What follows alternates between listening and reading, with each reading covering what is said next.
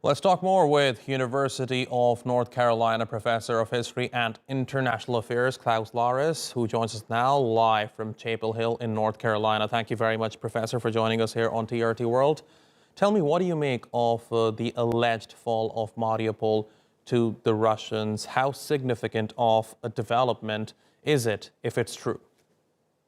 It is a very significant development, and it probably is true. The Ukrainians have also said that Mariupol has been given up, or the steelworks have been given up. I mean, it took the Russians a very long time to achieve that objective. They wanted to achieve that within a matter of days or weeks early on in the war, and it took them over 2.5 months. But now it has been achieved, and it frees up a lot of soldiers, Russian soldiers, to redeploy them to other fighting areas. And of course, it also is a symbolic victory for Russia. And Putin needed such a symbolic victory, so he will celebrate. The Ukrainians, of course, will be very sad because the fate of these fighters, over 2,000, maybe many more, the fate of these fighters is quite unknown. We heard that a deal has been struck between Kiev and Moscow about an exchange, a prisoners of war exchange, but we don't know if that is really correct.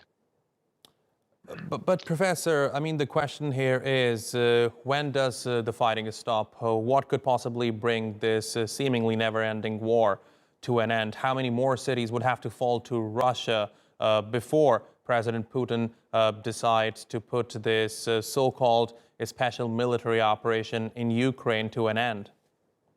Yeah, that is, of course, a big question. At the moment, he seems to be about to annex southeastern Ukraine. That seems to be his intention. He has introduced the ruble into this area already, and it clearly seems to be his idea to annex southeastern Ukraine. Fighting is also taking place in the northern Donbass region and the Luhansk region, and it really looks as if Putin does want to conquer all of eastern Ukraine. Once he has achieved that, I'm sure he would be ready to offer a ceasefire. But then the big question is, will the Ukrainians accept that? They would have, of course, under these circumstances, they would have to accept a cut-off territory, a loss of territory.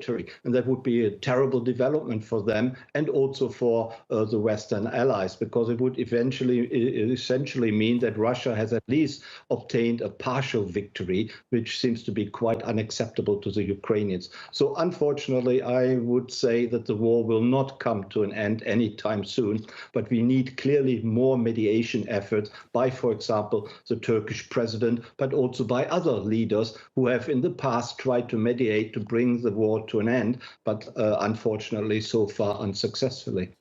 Professor Klaus Larres, thank you very much for talking to us here on TRT World.